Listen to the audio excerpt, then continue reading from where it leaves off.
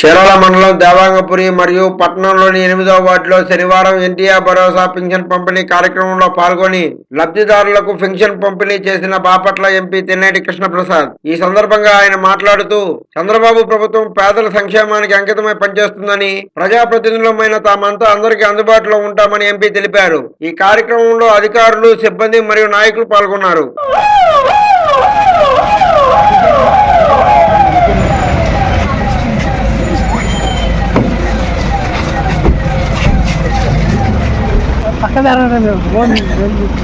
ఆగు నువ్వు ఎందుకు పక్క జరగండి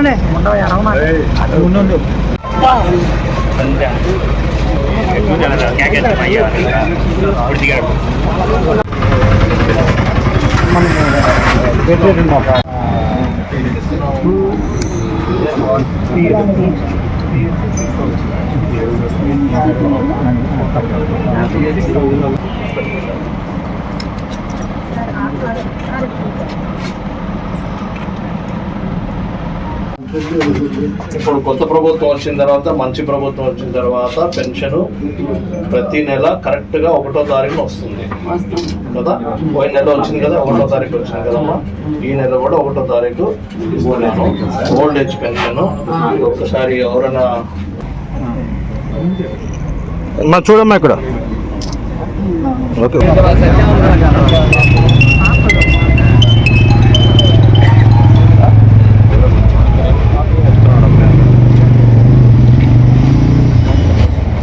అందరికీ నమస్కారం అండి.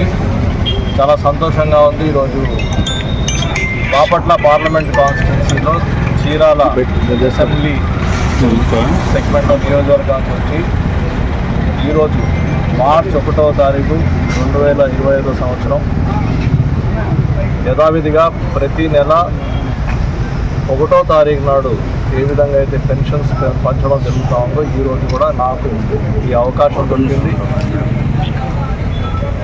చైర్మన్ వెల్లికాప్ గారు కూడా నాతో ఉన్నారు. పులి మాణిక్యరావు గారు కూడా, ఇద్దరం కలిసి ఇప్పుడు పెన్షన్ పంచాము. గొప్ప విషయం ఏంటంటే, ఏదైతే ఎన్నికల సమయంలో మన ప్రియతమ నేత ముఖ్యమంత్రి గారు శ్రీ నారా చంద్రబాబు నాయుడు గారు ఆ రోజు ప్రామిస్ చేశారో, వెంటనే రిజల్ట్ రాగానే, ప్రభుత్వం ఏర్పాటు అవ్వగానే 2 నెలల అడ్వాన్స్ పెన్షన్ పంచాం.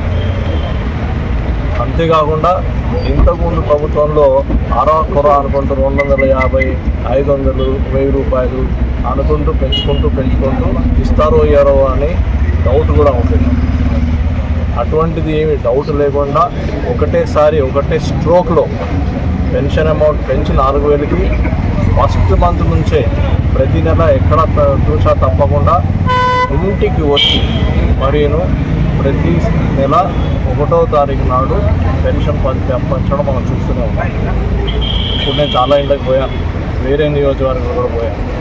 అందరినీ అడుగుతూ ఉన్నాను, పెన్షన్ ఇచ్చేటప్పుడు మీకు ఎప్పుడైనా ఆలస్యం అయిందంటే ఎప్పుడు ఆలస్యం కాలేదు, కరెక్ట్గా 1వ తారీఖు నాడు పొద్దున్నే వచ్చి అధికారులు తట్టి మరి ఇస్తున్నారు. మరి పెన్షన్ ఇవ్వడానికి వచ్చిన వాళ్ళు మీతోని ఎలాగా, వాళ్ళ ప్రవర్తన ఎలా ఉందంటే చాలా మంచిగా ప్రవర్తన ఉంది.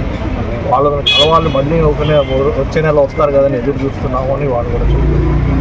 మరి ఏమైనా కరప్షన్ ఉందా, ఇచ్చేటప్పుడు డబ్బులు తక్కువ ఇవ్వడం కానీ, ఇచ్చింది తీసుకోవడం కానీ అట్లాంటివన్నీ అబ్బాయి అట్లాంటి అస్సలు లేదు. అటువంటి ఆలోచనే పెట్టుకోవద్దు. కరెక్ట్గా టోటల్ అమౌంట్ లెక్కబెట్టి మరీ మళ్ళీ సాగిస్తున్నారు అని చెప్పారు. ఇది అండి మంచి ప్రభుత్వం అంటే. అందరూ అదే చెప్తున్నారు, మంచి ప్రభుత్వం వచ్చింది. ఈ నారా చంద్రబాబు నాయుడు గారు ముఖ్యమంత్రి గారు మళ్ళీ రావడము, మంచి ప్రభుత్వం రావడం మా అదృష్టం అని ప్రతి ఒక్కరు చెప్తున్నారు.